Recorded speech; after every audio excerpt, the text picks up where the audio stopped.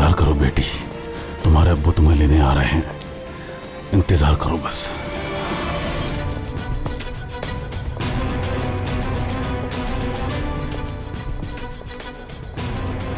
मीरान असलान बे,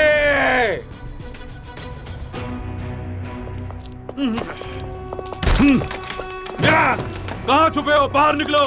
gun नीचे फेंक दो। मेरी बेटी वापस करो मुझे, मैं अपनी बेटी को साथ लिए बगैर नहीं जाऊंगा। मीरान!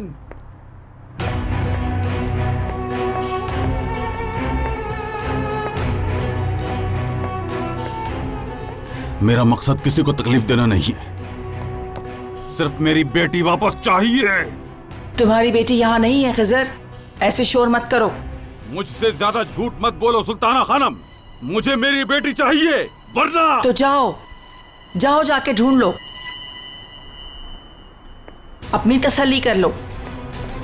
तुम्हारी बेटी यहाँ है या नहीं, खुद जाकर देख लो। अगर यहाँ नहीं तो कहाँ है फिर? कहाँ छुपाया है मेरी बेटी को तुमने? तुम्हारी बेटी का पता सिर्फ अल्लाह जानता है, या फिर मीरान। मालूम नहीं कहाँ ले गया होगा उसे।